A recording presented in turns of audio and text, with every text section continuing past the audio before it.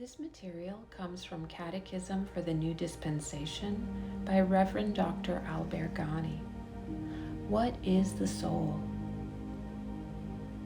Before birth, your spirit, also called your higher self, gets together with many spirit guides and together decide what it is that you are going to do and how it is that you are going to shape your next life. Then they construct your soul. Your soul is therefore the repository of that which will be released into your personality and into your life experience in your next incarnation. The soul is therefore a seed with a plan to gradually release at specific times and places after incarnation that which needs to be experienced and worked on. So the contents of the soul decide on what your incarnation is going to be like. These contents contain 1. Some unresolved aspects, negativities, etc., that need to be resolved. These are decelerated parts of you that weigh heavily on your spirit and prevent it from movement. The decision to resolve a particular negativity does not just serve you, it serves many others around you.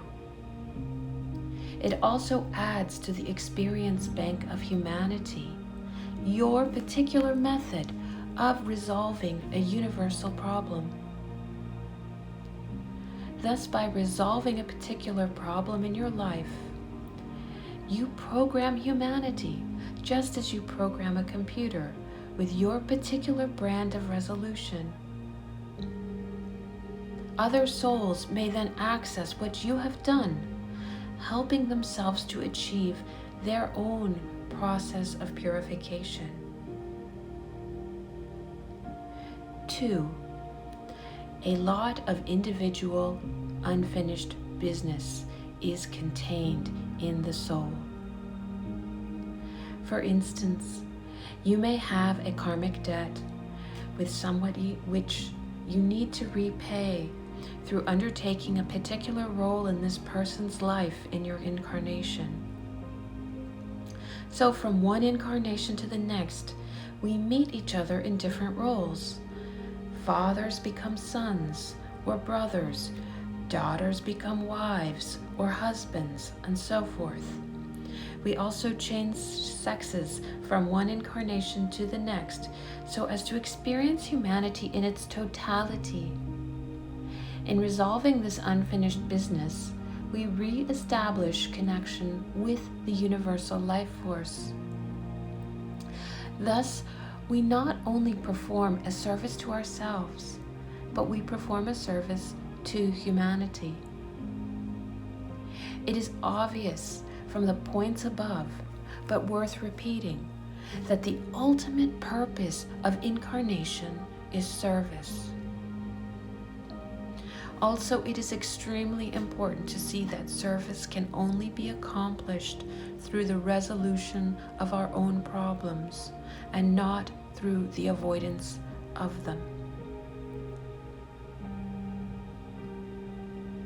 3.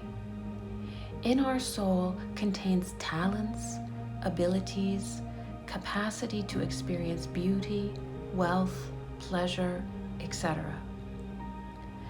Sometimes these are made available to the person immediately upon his birth, so as to make the other tasks more easily handled. However, sometimes an individual may make the wrong decision. He chooses, for instance, to be born into too much wealth. This then corrupts him and he wastes his life. Or he may take too much talent, behind which he protects himself and avoids dealing with the more negative aspects of himself. As you can see, mistakes are also made outside of the body. You can also see that your choice, good or bad, also exists outside of the body.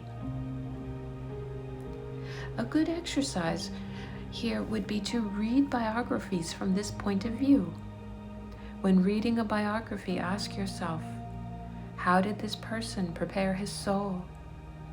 What are the mistakes he made in preparing it?